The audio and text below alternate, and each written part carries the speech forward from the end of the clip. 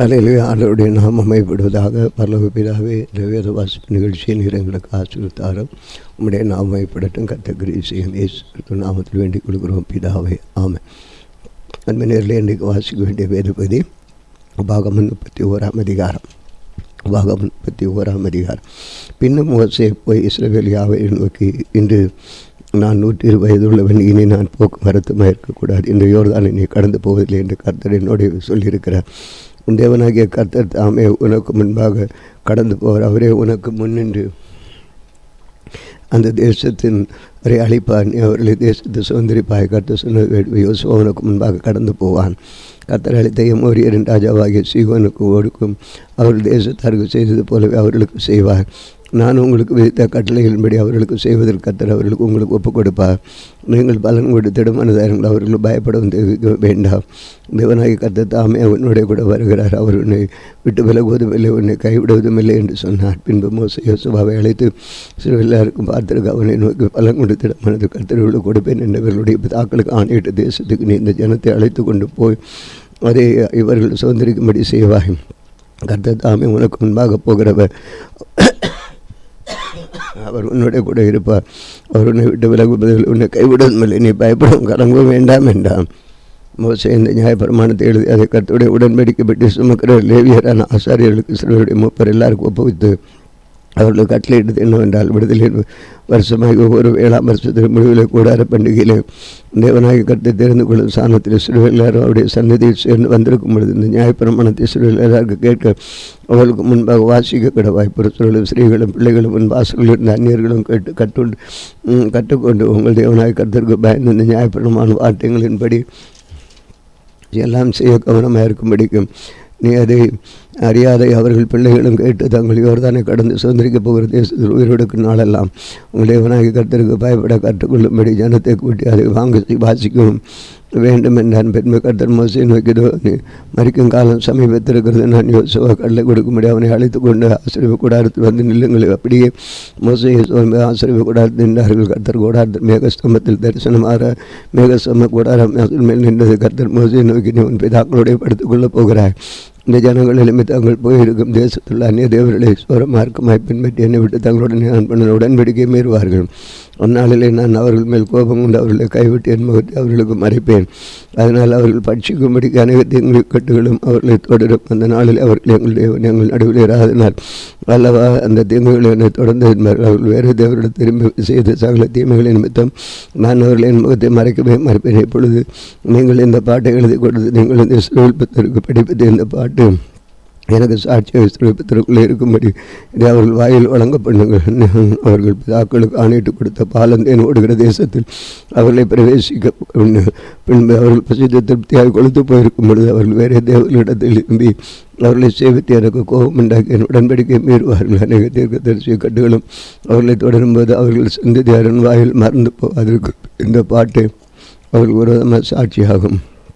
நான் ஆணையிட்டு கொடுத்த தேசத்தில் அவர்களை இப்பொழுது அவர்கள் கொண்டிருக்கும் எண்ணம் என்னது என்று அறிவேன். நான் அன்றைக்கு அந்த பாட்டு எழுதி அதை இஸ்ரவேல் புத்தருக்கு படிப்பித்தார்.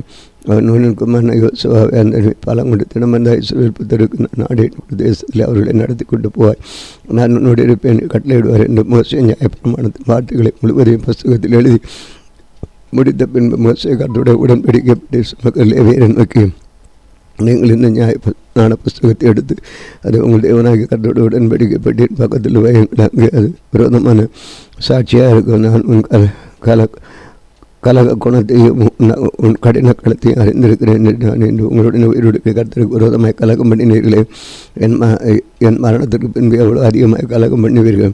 உங்கள் கோத்திரத்தில் மூப்பர் உங்கள் அதிபதிகள் எல்லாருடைய காதுகளும் கேட்க நான் இந்த வார்த்தைகளை சொல்லவும் அவர்களுக்கு விரோதமாக வானத்தையும் பூமியும் சாட்சியாக வைக்கும் அவர்கள் என்னிடத்தில் கூடி வர செய்யுங்கள். என் மரணத்துக்கு பின்பு நீங்கள் நிச்சயமாக கட்டளை கொடுத்து நான் உங்களுக்கு கட்டளை கொடுத்து பழியை விட்டு விலகுகிறார்கள். கடைசி நாட்கள் தீங்கு உங்களுக்கு நேரிடும். உங்கள் கையின் கிரிகளினாலே கர்த்தரை கோபப்படுத்தும்படி அவர் பார்வைக்கு பொல்லாப்பானது செய்வீர்கள் என்பதை அறிவேன் என்று சேனைகளின் சிறு சபைகள் எல்லாரும் கேட்க மோசே இந்த பாட்டின்படி வார்த்தைகளை முடியும் வரையிலும் சொன்னான்.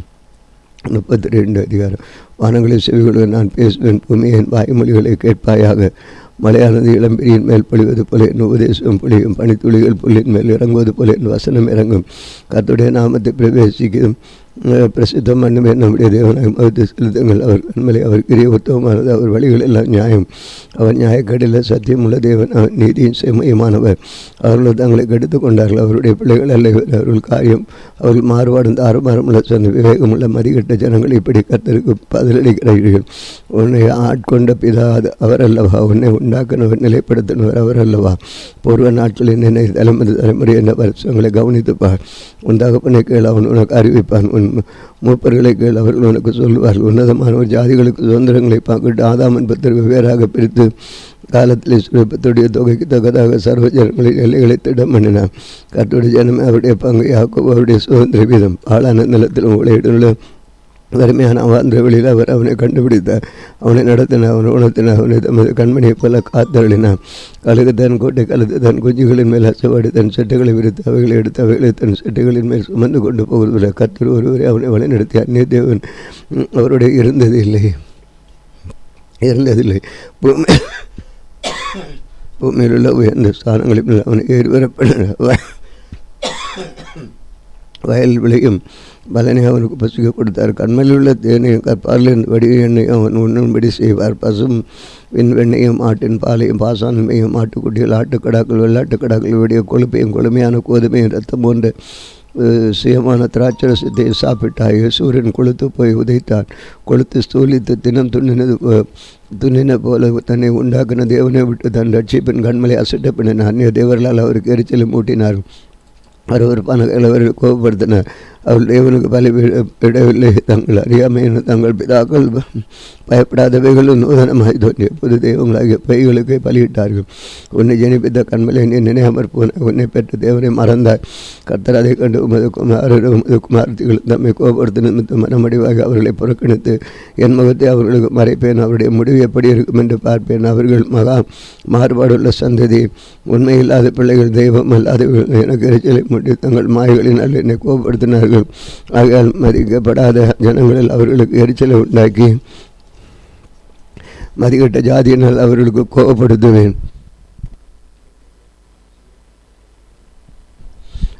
என் கோபத்தினால் அக்கினி பற்றி கொண்டது. என் தாழ்ந்த நகரம் பற்றி எரியும். பூமியும் அதன் பலனையும் விளைந்து பர்வதங்களின் அஸ்திபாரங்கள் எல்லாம் வேகப்பண்ணும். தெங்குகளை அவர்கள் மேல் குவிப்பேன். என்னுடைய அம்புகள் எல்லாம் அவர்கள் மேல் பிரயோகிப்பேன்.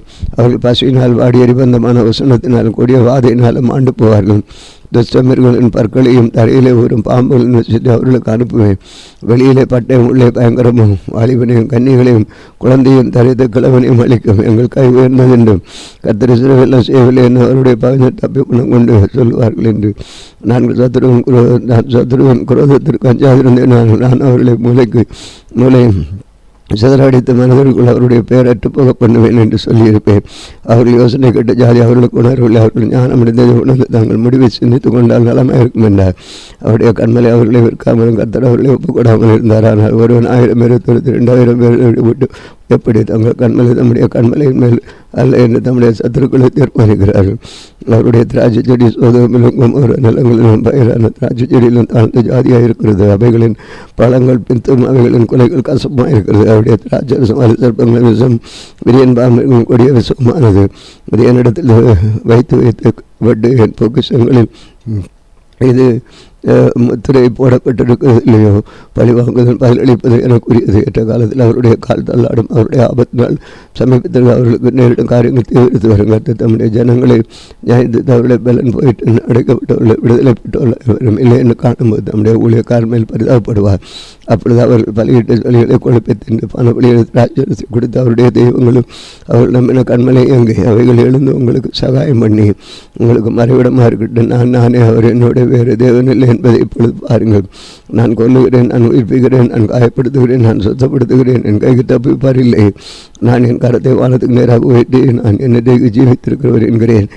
இன்னும் என் பட்டயத்தை நான் கற்காக்கி என் கையானது நியாயத்தை பிடித்துக் கொள்ளுமானால் என் சத்துருடத்தில் பழிவாங்கி என் பகைக்கிறவர்கள் பதிலளிப்பேன். கொலை உண்ணும் சிறைப்பட்டு போனவர்களுடைய இரத்தத்தாலே என் அம்புகளை வரிக்கும் பண்ணுவேன். என் பட்டயம் என் சத்துருக்களின் மாம்சத்தை பட்சிக்கும்.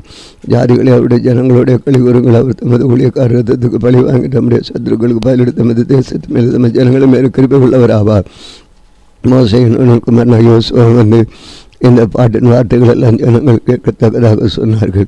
மோசே இந்த வார்த்தைகள் எல்லாம் இஸ்ரவேலை அவருக்கு சொல்லி முடித்த அவர்களை நோக்கி இந்த நியாயப்பிரமாண வார்த்தையின்படியெல்லாம் உங்கள் பிள்ளைகள் செய்யும்படி கவனமாக இருக்க நீங்கள் அவர்களுக்கு கற்பிக்கும்படி நான் இந்த ஜனங்களுக்கு சாட்சியாக வார்த்தையெல்லாம் உங்கள் மனதில் வையுங்கள். இது உங்களுக்கு ஏற்றமான காரியம் அல்லவே. இது உங்கள் ஜீவனாக நீங்கள் சுதந்திரத்துக் கொள்ளும் யோதானை கடந்து போய் சேரும் தேசத்திலும் என்னால் உங்கள் நாட்களில் நீடிக்கப்படுவீர்கள் என்ன. நாளிலே கர்த்தர் மோசையை நோக்கி நீர்கள் மோவாப் தேசத்தில் இருந்த வரியும் என்னும் மலைகளில் இருக்கிற நேப பர்வதத்தில் காணியாட்சியோ கொடுக்கும் கானா தேசத்தை பார். நீங்கள் சீன் வராத்துள்ள காதேசிலே மேரிபாவின் தண்ணீர் சமீபத்தில் இஸ்ரவேல் புத்திரருக்குள்ளே என்னை பரிசுத்தம் பண்ணாமல் அவர்கள் நடுவே என் கட்டளைகளை மீறினாலே என் சகோதரனை ஆரோன் மலையிலே மறித்து தன் ஜனத்தை அடுத்து சேர்க்கப்பட்டது. நீயும் ஏறி போகிற மலையிலே மறித்து உன் ஜனத்தை சேர்க்கப்படுவாய். நான் இஸ்ரவேல் புத்திரருக்கு கொடுக்க போகிற எதிரே இருக்க தேசத்தை நீ பார்ப்பாய், ஆனால் அதற்குள் நீ பிரவேசிப்பதில்லை என்றார். அதிகப்பட்டு தேவனுடைய மனுஷனாகி மோசே தன் மரண முடிவு ஆசீர்வாதமாவது கர்த்தர்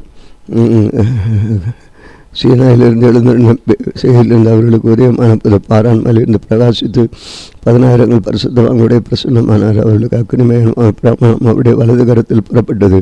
மெய்யாகவே அவர்கள் ஜனங்களை சிநேகிக்கிறார். அவருடைய பரிசுத்தவான்கள் எல்லாரும் அவருடைய கையில் இருக்கிறார்கள். அவர்கள் நம்முடைய பாதத்தில் விழுந்து நம்முடைய வார்த்தைகளினாலே போதனையடைவார்கள்.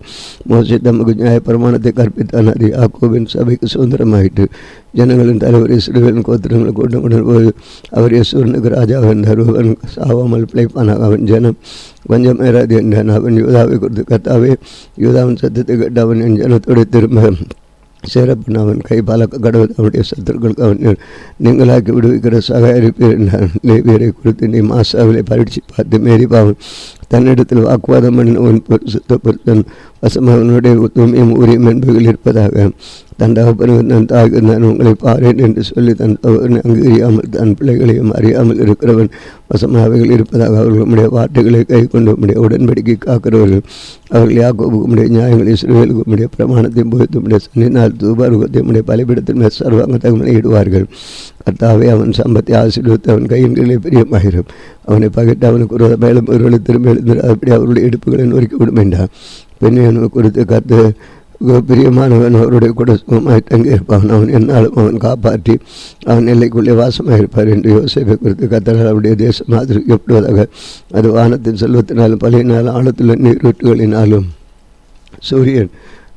சூரியன் பக்குவப்படுத்தும் அருமையான காரியங்களினாலும் சந்திரன்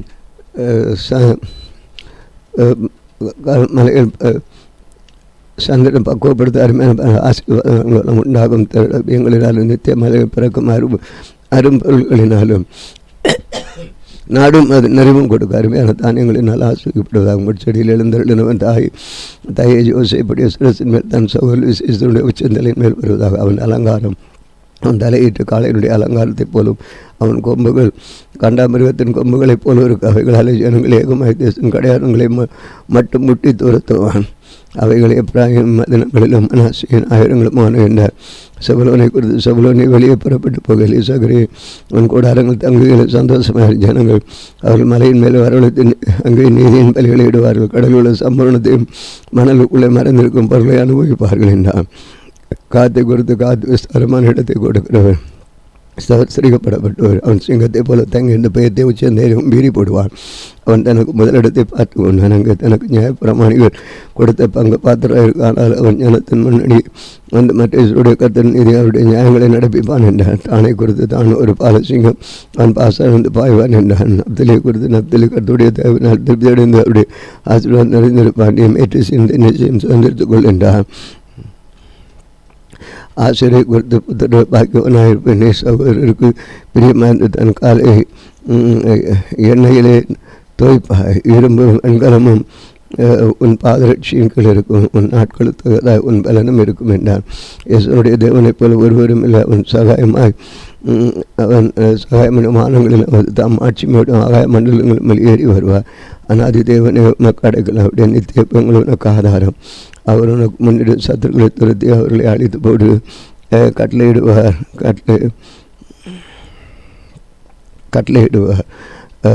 இஸ்ரவேல் சுகமாய் தனித்து வாசம் பண்ணுவான். யாக்கோபு தனது தானியம் திராட்சரசம் தேசத்தில் இருக்க அவருடைய வானமும் பணியை போய் இஸ்ரவேல் பாக்கியவான் கர்த்தரால் ரட்சிக்கப்பட்ட ஜனமே உனக்கு ஒப்பானவன் யார்? உனக்கு சகாயம் கேடவும் உனக்கு மகிமை பொருந்திய பட்டயம் அவரே. உன் சத்துருக்கள் இச்சகம் பேசி அடங்குவார்கள், மேடுகளை மிதிப்பாய் என்று சொன்னான். அதிகாரம் 34. பின்பு மோசேயோ அவன் வெளியிலிருந்து எரியோக்கு எதிரான நேபோ மலையிலிருந்து பிஸ்காவின் கொடுமொழியில் ஏறினான். அப்பொழுது கர்த்தர் அவனுக்கு தான் மட்டுமுள்ள கீழே தேசத்தை அனைத்தையும் நப்தலி தேசம் அனைத்தையும் எப்ராயிம் மனாசே என்பவர்களின் தேசத்தையும் கடைசி சமுத்திரம் உள்ள தேசம் யூதா தேசம் அனைத்தையும் தென்புறத்தையும் வரைக்கும் உள்ள பேரிச்சமரங்கள் பட்டணம் என்ன ஊர் கொண்டு எரிகோன் பள்ளத்தாக்கிய சமனான வழியும் காண்பித்தார்.